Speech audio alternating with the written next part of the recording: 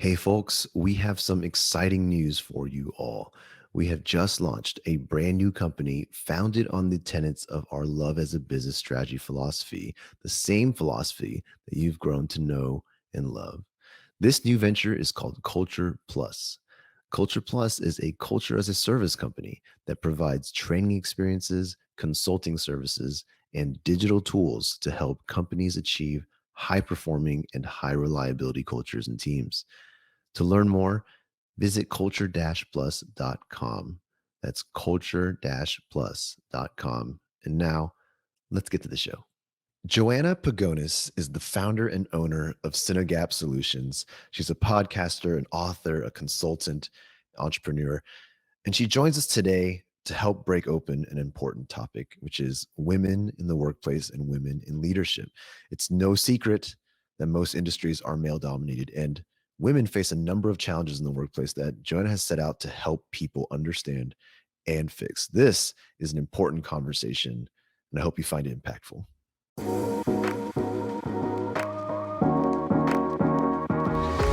Hello, and welcome to Love as a Business Strategy, a podcast that brings humanity to the workplace. We're here to talk about business, but we want to tackle topics that most business leaders shy away from. We believe that humanity and love should be at the center of every successful business. I'm your host, Jeff Ma, and I'm joined today by my co-host and co-author, Chris Petrie. Hey, Chris, what's going on? Hey, Jeff, how are you? Good. And each episode, we dive into one element of business and strategy, and we test our theory of love against it. Today's guest is Johanna Pagonis. Johanna is an international speaker and author of the book, Choose to Be a Leader Others Would Want to Follow. And one thing that instantly connected me to her is that she says, we spend most of our lives at work, so why can't we actually enjoy and find fulfillment in what we do, which is practically our mantra here at Love as a Business Strategy and our mission. So instant connection there. But she's also the founder and owner of Sinogap Solutions, and she also hosts the Tackle Tuesday podcast, which is a weekly podcast series that tackles different issues in the workplace. So welcome to the show, Johanna. How are you? Thank you for having me. Great, Jeff. Thank you so much. Hi, Chris. Hi, nice to meet you. You too. So, Johanna, we do a quick icebreaker here, which I always make my co-host go first so that you have time to think about your answer. So, Chris, today's icebreaker is, as a child, what did you want to be when you grew up? So, several things. So the first thing was an anesthesiologist. And this is where I learned the importance of not copying someone else. Because this is what a friend by the name of Catherine, she wanted to be an anesthesiologist. And I was like, well, then I want to be one too. And then it grew from that to being a veterinarian. And then from that to being a lawyer. And then from that to a lot of other things. But an anesthesiologist was the first career choice that I had as a kid. Wow. Amazing. Johanna, as a child, what did you want to be when you grew up? I wanted to be an actress. That was my goal. But when you have Greek parents, that doesn't ever turn into reality. So unless you're Jennifer Aniston. Yeah. Who was your like inspiration as a child that you remember? Like who did you see on screen that kind of did that for you? God, it's interesting. Like, so I saw myself being on Broadway because I love to sing too. And so I was really drawn to Madonna because her shows were like theatrical performances. So I envisioned myself doing that as well. But in terms of acting, I guess, at that time when I was growing up, Meryl Streep, Glenn Close, and then not Jennifer Aniston. Oh my God, she did Pretty Lady. Why does her name escape? Julia Roberts. Yes. Yeah, but I think really, I love Meryl Streep and Jane Fonda. Like, I could watch them all day. Nice. Meryl Streep is like greatest of all time, for sure. She really transforms herself. Like Julia Roberts, I enjoy, but I can kind of see Julia Roberts, like her persona and archetype in every film. Whereas Meryl Streep really does transform. It's incredible. Mm-hmm. I still think the Iron Lady is like one of the most, I'm like, she really like, Margaret Thatcher is all I saw. I never saw Meryl Streep at all in that performance. Totally. Yeah. Or The Devil Wears Prada. That's still my favorite. That's my favorite performance of hers. But I was the weird one who saw her as the good guy and everybody else as the bad. I was like, she's being so clear with what she wants. How is this so hard? Like, if there was any, like, I was like, I would love to have worked for her. Like, I'm the weird person, of course. I'm like, she was super clear in what she wanted and expected, and never wavered from it. And so it was like, She was consistent, that's for sure.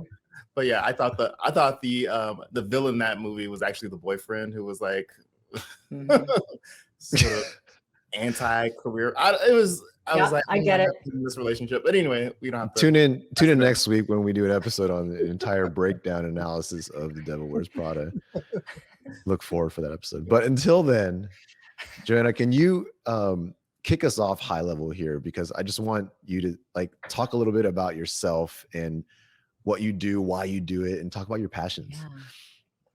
So when I decided to not become an actress because my parents were not supportive, I thought, okay, well, what do I want to do? And it was quite the journey. Like, I actually got kicked out of university because I was like, I don't know what I want to do. I'm only here because my dad made me come. I was like, it's either that or, so I was like, I don't know what I wanted to do. And so I did a lot of soul searching, saw a lot of career counselors, and I decided ultimately I wanted to make people feel good. I think that's why I wanted to get into acting, because people go to the movies when they're feeling a certain kind of way and want to feel better about themselves or feel different, right? And so I thought, well, how can I harness that passion that I have? And I thought, well, go into the field of psychology. And initially I thought I was going to become a marriage family counselor, and I actually pursued that path. And I was doing my master's and learning how to become a group therapist, because I intrinsically understand and believe that the systems we live and grow in and work in, play in, really influence who we are as individuals.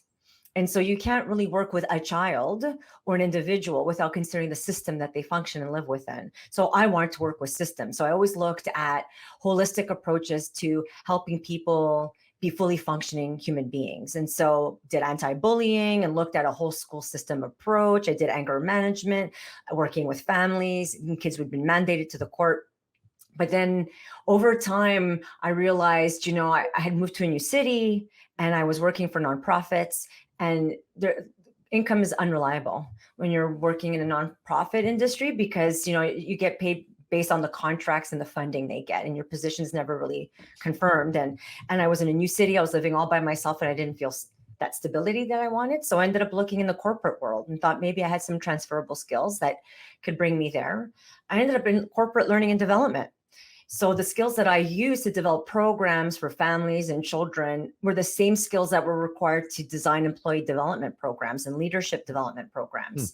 And what I discovered was an organization is just another system. And if you look at a family system and an organizational system, can you see some of the alignments between the two, right? The parents could potentially be the executives, right? And then you have the children could potentially be the employees, right? There's, the parents set the cultural norms, the expectations. They're the ones that instill the values in their children and try to hold their children as best as they can accountable. Parents have to hold themselves accountable when they make mistakes, because parents make mistakes. And I thought, this is just another system.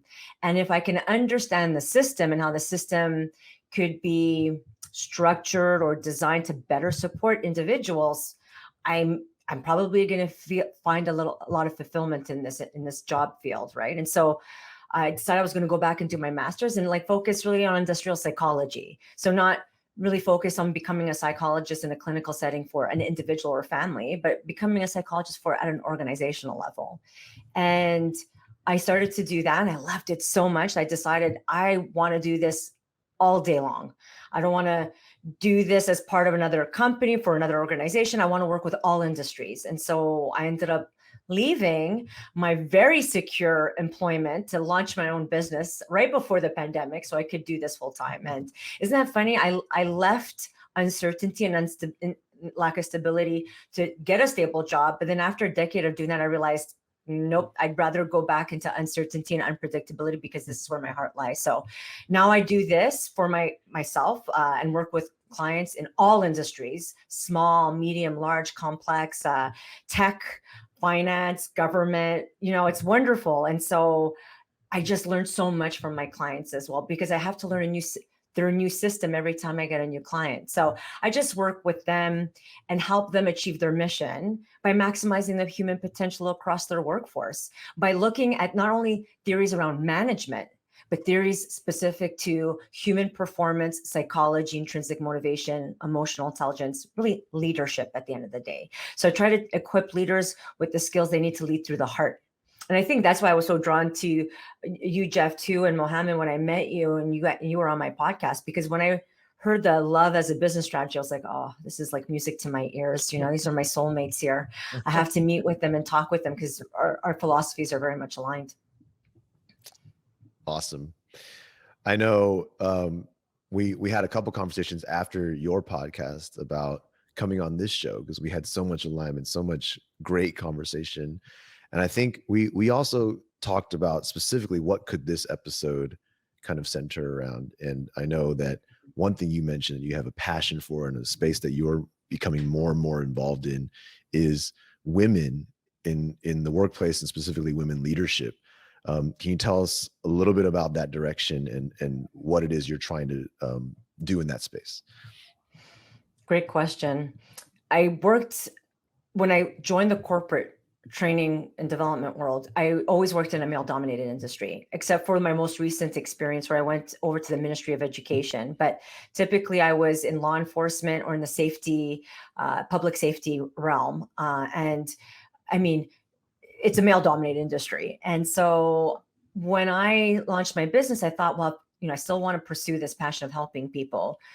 Where are the gaps that exist around leadership? And the leadership gender gap is one of the biggest ones. And I realized through some of the research and my own experiences that if we can create more equity and diversity, especially by eliminating the leadership gender gap, we have the potential of increasing our success as a society, as businesses as well, where we get different perspectives that we did not necessarily consider because the leadership is made up of a homogenous group of people. And so you need that diversity so that you can make products and services that are representative of the people you serve. And so women play an important role in that process.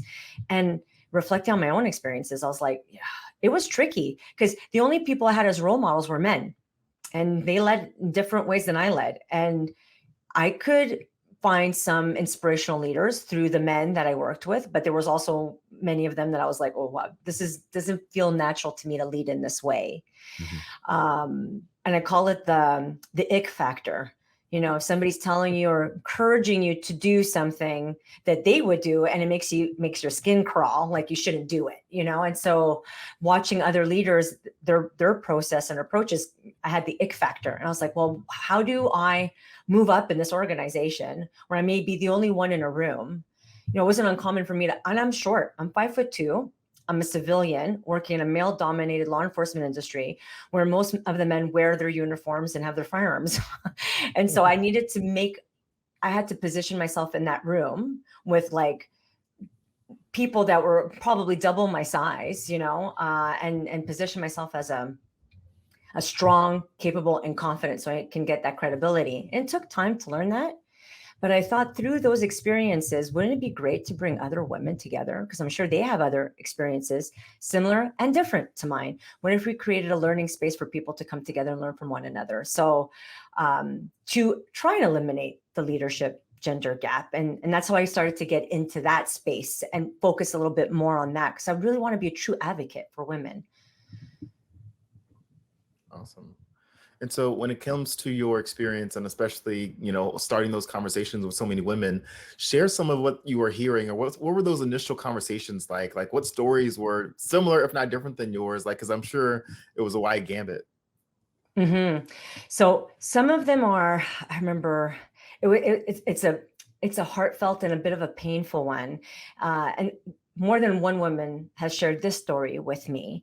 And when you look at those entry-level positions, leadership positions, it tends to be women younger in age, right? I'm pushing 50. So based on my career trajectory, I wouldn't be entering into those entry-level leadership positions. So women typically are in their childbearing years, right? When they get into this frontline supervisor, maybe that frontline manager position, and are thinking about having or starting families or growing their family. And one woman had shared her story with me, how she was trying to get pregnant, was successful, and then experienced a miscarriage. This is quite common. This happens. And women usually, we don't share when we're pregnant, right? Until we hit, after that first trimester period. And so our bodies could be going through all kinds of stuff and nobody really knows what's going on because we're not sharing it for different reasons, right? And so she experienced a miscarriage and had this really huge presentation to do the next day. And she was the only woman in the office. And she didn't know how to tell her boss, I don't know if I can come in tomorrow because I spend all night in the ER. And so she didn't. And she went into work the next day and did a presentation and went home and just continued to cry at home for the rest of the day after that. And it's like, and this isn't a one-off story. I've heard other women share these stories with me. So these are some of the challenges that women experience, not because, we don't feel safe enough. Not saying that the men that worked with her wouldn't have been understanding if she shared it, because she actually ended up sharing it after. And her supervisor was very understanding. But yeah, like you just, when there's nobody else that looks like you don't know who to go to share that story, right? Yeah. And although as I mentioned, because I don't want to break her confidence, but this is one story that she shared with me, but there are other women who shared almost identical stories with me. So when she shared that story, I was like, I know like 3 others that are like that. Mm-hmm. The other one, which is very common, and this is my perspective of being a white woman in a male-dominated industry, is the sexual harassment. The romantic, to put it in a nice way, romantic advances, propositions on a regular basis. I used to joke around, if I only got sexually harassed once a year, it was a good year. That's not funny, but it's funny. So apologies, trigger warning. No, you can laugh. I meant it to be funny. You have to have a sense of dark, even if it's a dark one. Sometimes you have to be able to have a sense of humor about these things. Well, right? What's funny, and I'm always shocked that it happens, especially when it comes to just this 2021. But my mentor, who is now like the chief executive of a staffing firm, she's got sexually harassed by her employees who report into her. Like at a happy hour, just grabs her cleavage, just goes for it. And she's like, he was drunk, but it's like, I'm sitting there like, oh my gosh, how did right? And I'm like speechless. I'm like, I'm sorry, but like, can we talk about, like, let's unpack this, like talk about psychologists, right? Like, how do your chief executive is a female that you just right, that's happened to me. A subordinate has flirted with me. And I'm like, I thought when I got to this level, I may have to deal with my peers or higher ups, but not my subordinates. No, it was coming a nice 360 sexual harassment experience, So yeah. No, I'm shocked. I was floored. I was speechless. I was like, her name was Rebecca. I was like, Rebecca, like, what is it? Like, how? She's like, can you share, how did she deal with it? Well, she is used to being in a male-dominated space and in male-dominated roles, right? Because even though typically staffing organizations are largely female, right? Like it's considered pink collar, but clientele, all those conversations are still male-dominated spaces, especially the higher up you get into staffing conversations.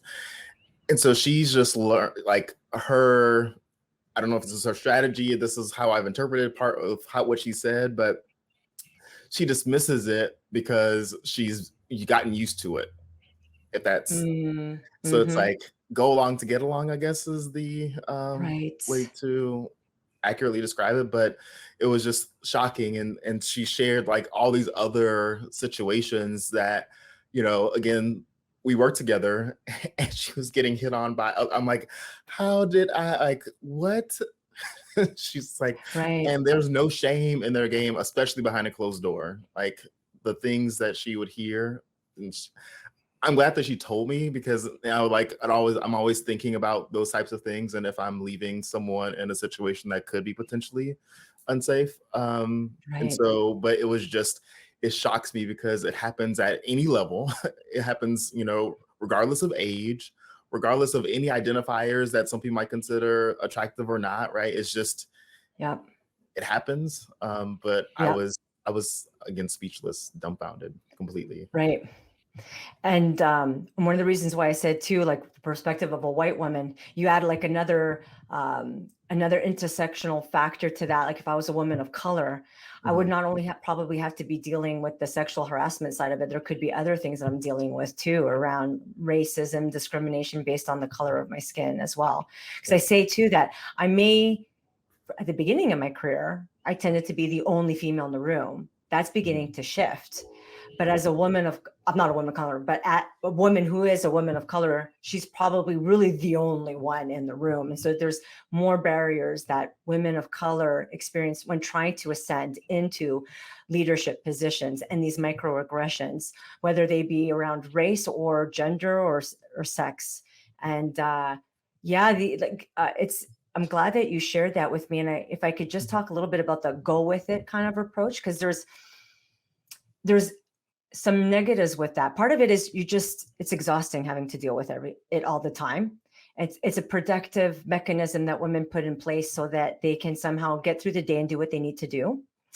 You don't want to always be seen as rocking the boat all the time because you will get labeled. So I get that. It is a survival mechanism, but can you potentially see the risks when you don't step up and say something?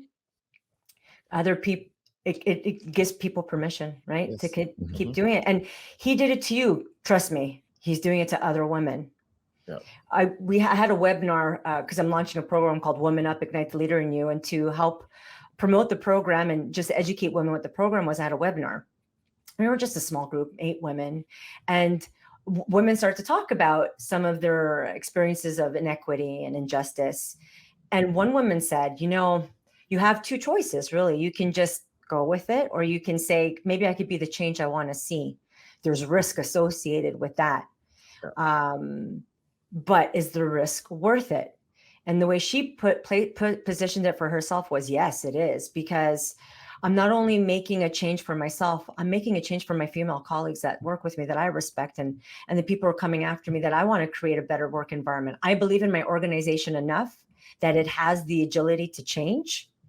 And so I'm going to start being that change. Slowly try some new things, see what the reaction is to that, and just keep trying my best to influence that change. Because the alternative is you either say nothing and it just escalates, or you end up having to quit and leave. And a lot of great, wonderful, amazing talent, diverse talent walks out the door. And there's so many now with globalization and the internet and Zoom and Teams and all that. Really, you can work in another country. Yeah. I have more options. I don't have to work for you. Mhm. If you don't treat me with human decency, I'll go somewhere else. And I hope organizations start to see that. Yeah. So I guess, not to get too ahead of ourselves, but I want to talk, I guess, solutions, right? I want to talk about like, what do we do? And I'll speak from the perspective, I'm a man, so I'm gonna stand from, I'm part of the problem. So how do we get to the solution? Like, why have we struggled? I guess, why is this problem so difficult to fix? What are the challenges you're seeing? I'll actually answer that by asking a question, if that's okay. Please. Yes. Okay. So yourselves are being organizational leaders in your company. If somebody was brought to your attention, whether through an individual who felt safe enough to approach either of you, or through HR, that there was an instance of sexual harassment in the workplace, what would you do? I mean, I know what I would do, but Jeff, I don't know. No, go ahead, Chris. So I take every account of those things seriously and have. And we have had that happen in our organization, unfortunately. And immediately I get irate, and I'm just like, it's like no questions asked, no tolerance, I'm an advocate for letting someone go. That's my first thing, because I'm like, I'm not here to dissect it. I'm not here to justify it. I don't want to excuse it, right? And that's typically what starts to happen when you start asking questions, as the excuses come forward. It was his first time. He didn't know what he was doing. It was this. I'm like, okay, so we're admitting guilt here. So so it's not about whether the comments were valid or it really we're saying that it happened. So great, It happened. Now we need to do something about it. So typically, when when organizations start to investigate, I know that there's the whole employee relations process that has to happen, and all of those things. But to me, especially if there's more than one incident and more than one person comes forward, I believe in that old adage, two people can't tell the same lie, right? Like, so to me, it's not worth the harm that could be caused, even if it's a high performer. And so I immediately go to that, decision, because I just, one, aside from the risk and like you being sort of the employer who validates or allows for that to happen, it changes the experience that every woman now has, because they do talk, right? Everybody who looks like you typically have some sort of back channel with, right? Regardless of the identity marker. And so you already have now created a reputation as an employer of allowing that kind of behavior. And it limits your ability to retain and recruit, not just that impacted, victim, but all of the other people who look like her, right? Yeah, well said, Chris. And so that is why I immediately go to like, a surgical procedure. We got to remove the issue. Like, let's not even play with it. Let's not sit on it. Let's not try and debate it. But again, I'm one leader among many, right? And so you don't always have the ability to make that call and that be that. But that's typically my go-to. But it doesn't always work out that way, because as you can imagine, some people are out to protect others who might be doing harm, right? Jeff, did you want to add? Oh man, I personally have not dealt with the situation. I'm putting myself mentally in there right now. Everything Chris says is something that sounds absolutely what needs to happen. I don't know why there would be any avenue otherwise, but I haven't yet experienced this myself. I'm not trying to pre-make excuses or anything like that. These people have names, these people have stories. And when it really happens, I'm sure all these factors come swirling in, and you having to deal with this very complicated, emotional kind of crazy thing. But on paper, I'm like, this type of behavior is not tolerable, like not to be tolerated. And it should just be, it has to have consequences. And so that's where I start as well. And Johanna, it actually gets even crazier when you take in a global organization, because in the US, we have laws, we have very clear things. But when you start working overseas where they don't have protections, right? My decision or my call is seen as like crazy, extreme, and inappropriate. Even though I'm like, well, I want a safe workplace for women everywhere in the workforce, no matter where we operate. But that's also a factor into it, right? And being a global company ourselves, like it's different, right? Like I can't always apply our labor laws to a situation that's overseas, right? And so when you have harassment claims, regardless of what they are overseas, it becomes now a legal conversation more so than an ethical conversation, because it could be wrongful termination over there to let someone go for creating an unsafe work environment through harassment when it's not seen as harassment in their jurisdiction, right? I'm so glad you mentioned that. That's a very important factor or element that can complicate things, right? So I'm glad you mentioned that. Yeah. If I can share kind of like what I'm thinking, and and I'll bring it back to my days of anti-bullying programs and working at a whole school system approach, right? And so we used to teach it from the perspective of there's a bully, or there's an individual who's engaging in bullying behaviors. There's an individual who's been victimized, and then there's the bystander. And so when you have the bully and the victim, you could say, look, those are the two individuals that are in this sexual harassment complaint, right? The bystander could very well be colleagues, coworkers we've seen, or even the organization itself, like the organizational leaders at the top could be the bystander. And so I think, first of all, look at it that way. See it as on an individual level in regards to these are just but these are individuals who are experiencing something. And if you approach it with, I have this growth mindset where I think everybody has the potential to be better. And that means that the person who's engaging in bullying or sexual harassment behaviors, if we can try to see that person as maybe still having the potential to learn from this, can we see it in that respect? Not just label them as evil, purposely trying to harm somebody. And I'll tell you where this comes from. This is right from my own experience. So I'll share the process and then talk about how I did it personally when I experienced sexual harassment. So see this as an individual who may have the capacity to learn and grow from this and stop that behavior. Number one. Number two, we have somebody who's been harmed psychologically and maybe even physically, that needs to be addressed immediately and to make that person feel safe. And that could be part of what do you need to feel safe. Empathy is just about being able to listen and not place judgment on what the person is sharing with you, and not discrediting or devaluing and saying, yeah, but it's just the way we are here type of thing. But say, this is serious. I hear you. And we're going to do what we need to do to help you feel protected. And asking them, what do you need to feel protected? Sometimes HR, what we'll do is they'll move you. They'll take the victim and move them to another work area. And they think that will resolve the issue. The behavior still exists and impacting the other women who are left behind. And then myself, who is the victim that's been placed into new work area, what message are you sending to me when you do that?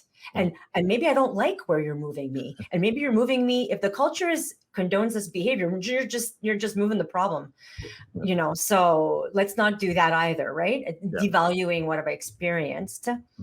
And then trying to, look at the organization as a system in terms of what are your values and what do you put out there?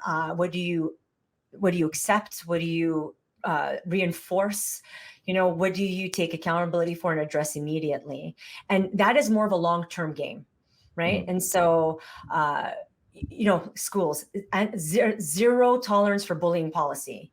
Those policies are like zero tolerance for sexual harassment. Sometimes those policies don't work very well because you haven't equipped the people in the organization to understand how they need to behave and be in order to live that policy. So when you talked about we're an international global organization, laws are different everywhere. That's a very compliance enforcement approach to dealing with issues. And the argument I make is you have to understand what the laws are, in order to be compliant with them. But let's go beyond compliance and understand what do we need to do to make people feel committed to one another. And that goes back to love. How do we create a culture where people love one another? So when they find out that they may have hurt somebody, that's not acceptable. And we're going to educate that one person that hurt somebody because that's unacceptable. We work through love, and that's not love. Sometimes when we love people, we hurt them. So let's give that person who hurt the other person an opportunity to learn from that. And if they don't learn from that, well, then you don't have a wrongful termination lawsuit on your hand when you've demonstrated through documentation what you've done to support this individual change their behavior. If they are not able to do that, then you can, chances are you'll be able to fire them. They may still sue you, but they don't have much of a leg to stand on, right? So I think it's a complex approach, but you do it in baby steps. And I think it all starts with the organizational leaders at the top in terms of what they say is okay. Before I share my personal experience, I wanted to ask you what your thoughts are. I agree with everything you just said. And the restorative justice model, I'm calling it restorative justice, that approach to when someone does offend another, allowing them the chance to learn from that and show what they caused in terms of damage, so they can sort of understand that, hey, what you did was wrong, but pulling you away and putting you in prison or moving them to another role doesn't change anything. But allowing you to actually be a part of the solution going forward. And maybe you tell what you did to someone else, like, I did this, don't ever do this, right? Like sometimes that is a better way of sort of, one, getting people to see the impact of their behavior, but two, allow them to still feel like they're part of the community, the team, et cetera. So it doesn't make this lasting sort of mark on, the fabric of the company or the team or the organization. So I completely agree. And so I think from what we've been learning and doing, even with Love as a Business Strategy, whether we're talking about sexual harassment, whether we're talking about discrimination, whether we're talking about just getting angry with someone, like it's all sort of coming down to your behavior, right? And how willing are you to change, but also how willing are you to listen to the lived experiences that are different from your own and understand that even though you might be okay with that, or it was okay for that other person, it doesn't mean that that's okay for everyone, right? And then being willing to adjust or, at least upfront express where you're coming from. Like so many ways to handle how do you move forward to avoid the situation where someone is walking away saying that was not okay for me. Right. And you know what, to add to what you said, Chris, you made me think of this, and I think you're saying this, but address the inappropriate, harmful behaviors, but how can we empower the person who has been victimized through this experience so they don't see themselves as a victim anymore, but they see themselves as empowered and given permission by the organization to challenge these behaviors and encourage other women or other people to challenge all hurtful behaviors, right? So they can feel empowered and confident to deal with it, because it will happen again, whether it's within that organization or another organization. And I want to platform that into another problem that you stated earlier in this show, was that a lot of women don't have someone above them to model or see as a role model that look like them. And that can lead to the inability to speak up, or feeling like the example you gave, sometimes it's not even that they won't be accepted or they won't be heard. It's just that they don't have anyone. And it's kind of the perpetuating problem, right? Because there's no leader up top that looks like them, and they themselves are then not empowered and not enabled to become that next leader as well. Right. How do we solve that problem? What is the blind spot, I guess, here that people are missing? Right. So the way I try to do it, at least, is try to approach it from two ways, right? The individual and the organization. So when it comes to the individual, some of that is investing in people's professional development, and by understanding the challenges and the barriers that certain people within a population experience, and trying to give them access to resources, professional development, mentors, stretch assignments, whatever it is, to help them develop, number one, confidence within themselves, and that they feel valued by the organization, help them uncover what their strengths are. That can go a long way in helping us develop the confidence to take risks. If we have an organizational leader who says, I believe in you, I want to invest in you, you have great strengths, let's figure out what those are, really articulate them, and then leverage them. And then that way we can support you to continually grow and within this organization. So some of it is like, let's give them more insight into what their strengths are, leverage those. That'll go a long way increasing their confidence to take risks, try new things, which also means challenging processes or certain norms or behaviors that should be challenged. It takes a lot of confidence to do that. I'm more willing to do that if I feel like I can go to my boss and they'll support me, which is what happened to me. I went to my boss. I said, this is what happened. This is what I'm doing. And it was like, I support you. What do you need? But it took time for me to develop that confidence. And it came from the fact that I had an organization who invested in my professional development, who put me on stretch assignments, who gave me access to mentors, who included me in things like, those social gatherings where a lot of the business dealings happen. I was included in that. I wasn't excluded. It wasn't like, that's happened to me. We're all the guys. Oh, they're at the golf tournament. None of the women were invited. So, I may not go forward to my boss to say, I'm feeling this by this individual, I feel harassed or unsafe from this individual. If I'm being excluded from all of these opportunities, it's a clear message. You're not important.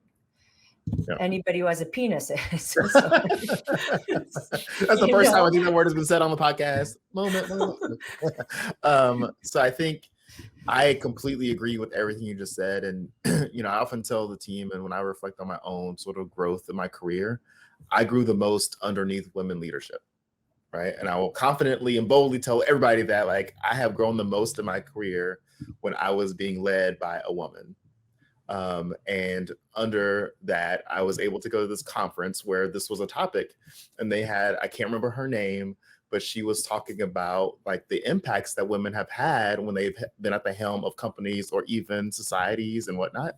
And she brought up in the 1950s when all the men were at war and the women had to run the home and run businesses, how our lifespans increased, access to education increased, like women take care of things. And this is not to be, she's like, I don't want to sort of generalize and say like, this is what a woman does, but just the importance and the priority shifted when men were at war, right? Men are short-term thinkers typically, right? So Right. they think about immediate satisfaction and sort of, going to the bars when they get off work and burning through their money. Like that was sort of the norm. Whereas when Yeah. women had the responsibility to manage finances, children had to go to the doctor. They saved for education. They made sure that the kids had what they needed for clothes and everything, right? Like all of those things were reprioritized in a home. And then because of that, lifespans increased. Going into the Yeah. businesses, there's more care put into the employee base, right? Like all of those things happened underneath women leadership. And when you see that even to this day, typically businesses grow underneath a woman in leadership, right? And then there's more long-term investments and midterm investments because they think more, they think longer typically than men, right? And I don't want to generalize because there's I'm sure there's men who are long-term thinkers and women who are short-term thinkers, but traditionally and statistically, that tends to be how a lot of differences play out when it comes to women in leadership. And a lot of people just don't know these facts, but also history that Right. supports some of the justification as to why it is a problem that we don't have enough women in leadership. Women of Right. color, white women in like just women, right? And so I completely agree with your notion around like there needs to be more mentorship. There needs to be a lot more access to opportunity. And there also, it sounds like there needs to be advocates and allies on the male side of things to say, why Absolutely. are there no women in here? why are there no, like, where are the women? Like, what's going on here? This is crazy. Like, I'm not going to go if I'm going to be, I'm going to say a derogatory term. It's not, if it's a sausage fest, I don't want to go, right? So, Right. like we should be more vocal in that because it shouldn't just be if the conversation has to live only with women, there won't be much progress. Agree. Yeah. And so that's a good example of individual level, what I can Yeah. do to take advantage and of the opportunities that my company's giving to me. But what you can do as a company to offer these opportunities is important to think of. So it's individual and organizational level, what you could do. Yeah. This is a topic that is just so important to talk about. I think like I asked that question very genuinely earlier because I'm like, how do we overcome this? Because I have a Go ahead, question Chris. actually for Yeah, Johanna. So one of the things that the same speaker said was that here's some of the gotchas or the pitfalls that women have sometimes when they get into leadership. And you brought this up a little bit earlier, but it was when women have to outmen the men and they become more aggressive or they do the ick factor things and they sort of adopt that wholeheartedly in order to feel like they have to stay in leadership. So I'm curious to know, what advice do you have for women to avoid that, or if they have sort of succumbed to that sort of direction, how do they sort of double back to what's more natural to them? That's a great question. Two concepts I'll present that I think are easy to grasp and that will always guide you in the right way. I call it the anchor and the lighthouse. So the anchor is your purpose. Like, why do you want to be a leader? Ask yourself that first and foremost. Is it just for the corner office? Well, back in the day, or the bigger paycheck, really, and the better benefits, or is it you have this intrinsic need to want to help and support other people, lead others for altruistic purposes? So articulate that for yourself, because when times get tough, and they will, especially if you're a woman in a male-dominated industry, when you're at sea. That's why I call it, I use like nautical terms, right? The waves start really getting kind of out of control and the boat's all over the place. The anchor will hopefully keep you grounded. And that's your purpose. It should ground you. So when you feel like you don't know what direction to go in, just go back to your purpose, let it be ground you. And so you can get a sense of the direction you need to go in. Once you're ready to move forward, once you've reaffirmed what your purpose is, look towards your lighthouse. And for me, the lighthouse are your values. Values are behaviors. Ultimately, it's things that are important to you that if we were ripped from you, you wouldn't be the person you are anymore. So those are your values and they guide your actions. So once you're ready to move forward, find your lighthouse, think about your values, and then take whatever advice is being given to you and contrast it with that purpose, that anchor and lighthouse, to say, is that really feel right with me? Does that feel authentic to me to move in this direction that people, or at least I'm feeling or perceiving that people are trying to push me into that direction. If it doesn't feel right, like you get that ick factor because it's going against your values and it's going against your purpose, don't do it. Some people say fake it till you make it. Okay, you know what? If you're trying to you want to take a risk and do something, but you're a bit nervous, go for it. I understand the analogy of fake it till you make it. But if you're going to go in a direction that you really feel like is totally the wrong direction for you to go in, don't fake it till you make it. Stop right there and go the direction you need to go in, because people will know when you're not being authentic.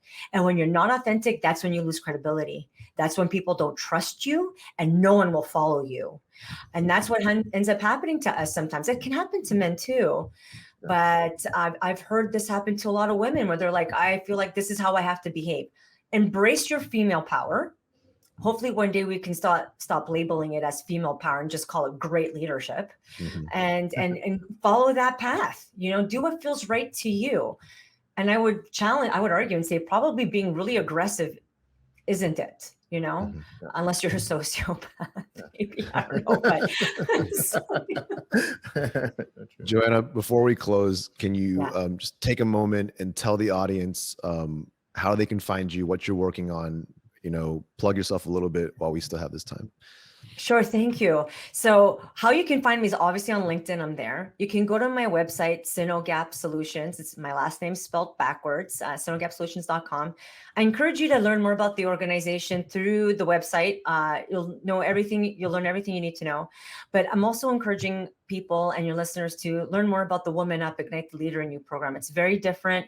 It's an 11-week program where women come together to uncover their purpose, their lighthouse, their anchor, uncover their strengths, and learn and practice new skills around how to communicate in a way that feels authentic to them, how to get through really difficult times and understand what your emotional triggers are and how to still manage those emotions so you can get the positive outcomes that you're seeking for yourself. And it's quite a community of women coming together, because especially if you work in an area where there's not a lot of women, you want to be able to be mentored or find a female coach driver who's trying to get promoted and work with them.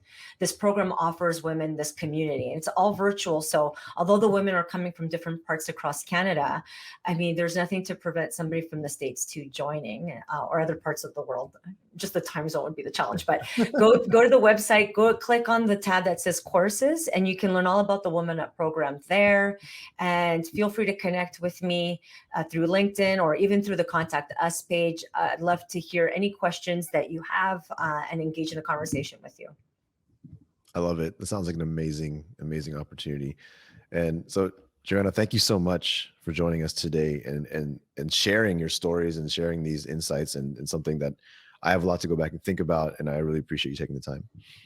Thank you for having me. It was a wonderful conversation. It was wonderful. I mean, connecting with you again, Jeff, was great. And meeting you, Chris, for the first time and having this conversation with you both was really insightful for me as well. So thank you. Well, thank you. And thank you to our listeners who, as always, have stayed true and listened to us for a new episode every Wednesday.